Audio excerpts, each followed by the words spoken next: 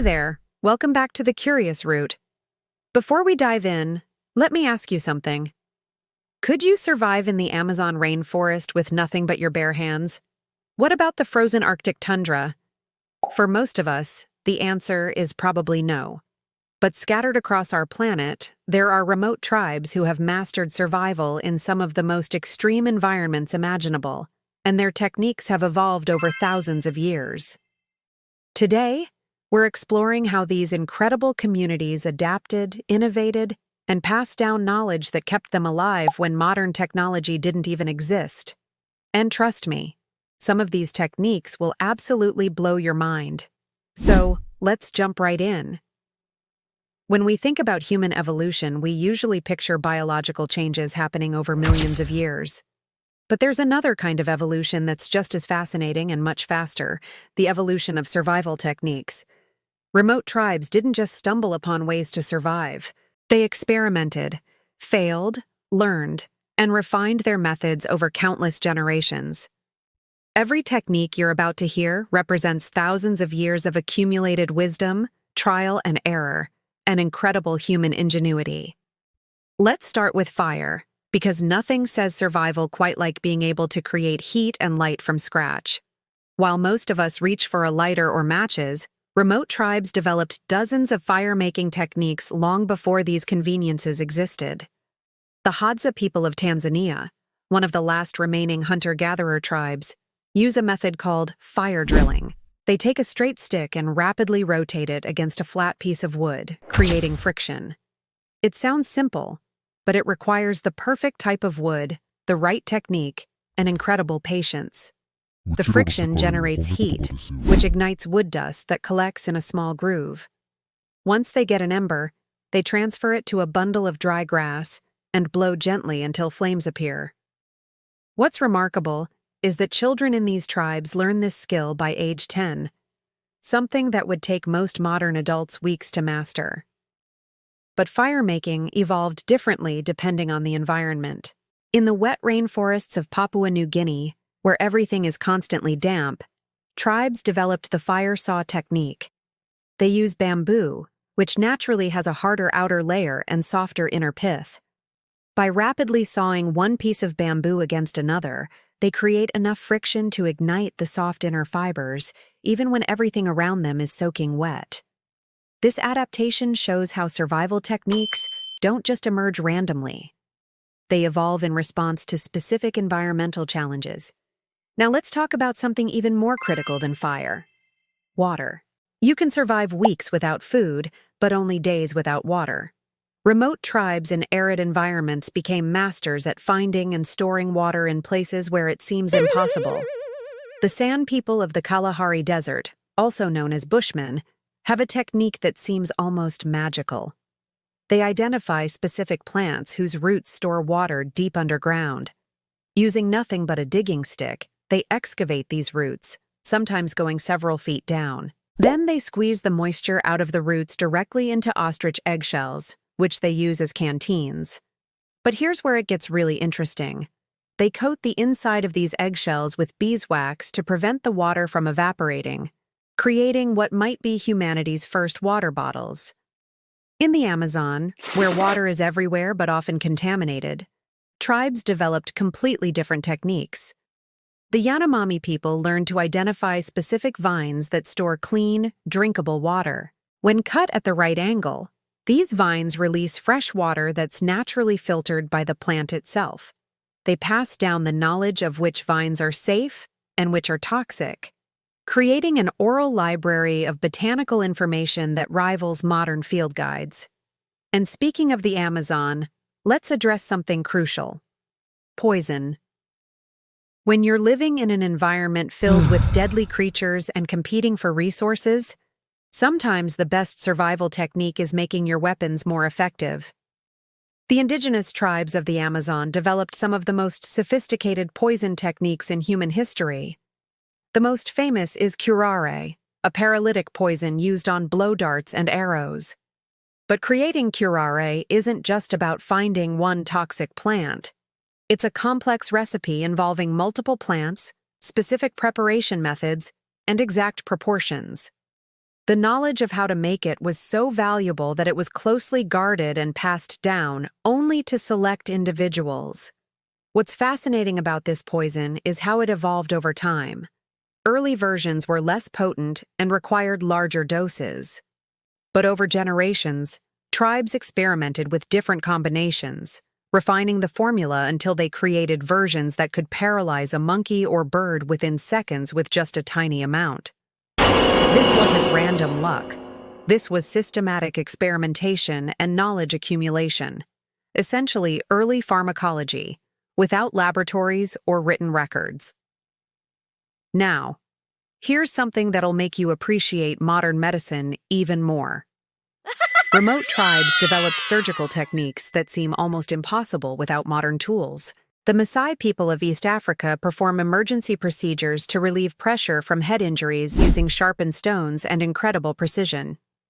In Papua New Guinea, some tribes perform amputations using stone tools and natural antibiotics derived from specific plants to prevent infection. The success rate isn't perfect, but considering they're working without anesthesia, antibiotics, or sterile environments, the fact that these procedures work at all is remarkable. But survival isn't just about individual skills. It's also about community cooperation and shared knowledge. Many remote tribes developed elaborate social structures specifically designed to ensure survival information is preserved and transmitted. The Aboriginal peoples of Australia created songlines, which are essentially musical maps that encode information about water sources, food locations, and safe travel routes across thousands of miles of outback. These songs aren't just cultural traditions. They're survival manuals set to music, allowing information to be memorized and passed down with incredible accuracy across generations. Let's shift gears and talk about food preservation, because hunting and gathering are only half the battle. If you can't store food, you'll starve during lean times. The Inuit people of the Arctic developed fermentation techniques that not only preserve food, but actually increase its nutritional value. They bury fish, seal meat, or whale blubber in the ground and let it ferment for weeks or months. This process might sound disgusting to modern palates, but it serves multiple purposes. The fermentation breaks down proteins, making them easier to digest. It produces vitamin C, preventing scurvy in an environment where fresh fruits don't exist. And it preserves the food for months without refrigeration. In tropical environments where heat spoils food quickly, tribes developed smoking and drying techniques that remove moisture while adding antimicrobial compounds from smoke. The sophistication of these methods is incredible. They know exactly which woods produce the right kind of smoke, at what temperature, and for how long, all without thermometers or timers. Here's something that really shows how survival techniques evolve with intention and innovation. Shelter building. The Nenets people of Siberia, who migrate with their reindeer herds across the Arctic tundra, developed portable homes called chums. These conical structures use reindeer hides stretched over wooden poles and can be assembled or dismantled in under an hour. But it's not just about quick setup. The design creates a natural chimney effect that allows smoke from the central fire to escape while maintaining heat. The angle of the structure deflects harsh Arctic winds, and the hide covering provides insulation that can keep the interior 30 degrees warmer than outside. This design didn't appear overnight. It represents generations of modifications and improvements, each one solving a specific problem. Similarly, tribes in the Amazon develop stilt houses that protect against flooding, insects, and predators. The Korowai people of Papua New Guinea build treehouses up to 40 meters high in the rainforest canopy, providing protection from both ground-dwelling threats and territorial conflicts. Each of these designs evolved to solve specific survival challenges in specific environments. What really ties all of these techniques together is the method of knowledge transmission. Unlike modern society where we write things down or look them up online, remote tribes rely on oral traditions, hands-on teaching, and cultural practices to ensure survival knowledge isn't lost. Children in these communities don't just hear about survival techniques, they practice them from an early age. A Hadza child doesn't just watch adults make fire. They make fire themselves, repeatedly, until it becomes second nature. This experiential learning creates a level of skill retention that far exceeds anything most modern education systems achieve. But here's the sobering reality. Many of these survival techniques are disappearing. As remote tribes come into contact with modern civilization, younger generations often abandon traditional knowledge in favor of contemporary tools and methods. In some cases, when the last few elders who hold this knowledge pass away, thousands of years of evolved survival wisdom dies with them. That's why anthropologists and researchers are racing to document these techniques before they're lost forever. The evolution of survival techniques in remote tribes teaches us something profound about human adaptability and innovation. These communities didn't have access to modern science, yet they developed solutions to complex problems through observation, experimentation, and intergenerational knowledge sharing. They became experts in chemistry without laboratories, doctors without medical schools, and engineers without blueprints. Their survival techniques represent one of humanity's greatest achievements, proving that given enough time and necessity, humans can adapt to virtually any environment on Earth. So what can we learn from all this? In our modern world, we've become incredibly dependent on technology and infrastructure. Most of us couldn't survive a week without electricity, running water, or grocery stores. But the wisdom of remote tribes reminds us that human beings are capable of so much more than we give ourselves credit for. Their survival techniques aren't just historical curiosities. They're testaments to human resilience, creativity, and the power of accumulated knowledge. All right, everyone.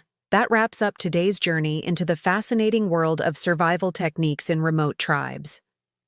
If this video made you appreciate the incredible ingenuity of our ancestors and the communities that still preserve this knowledge today, I'd love to hear your thoughts in the comments below. What survival technique impressed you the most? And if you enjoyed this deep dive and want to explore more curious topics from around the world, make sure to hit that subscribe button and turn on notifications so you never miss an adventure here on the Curious Route.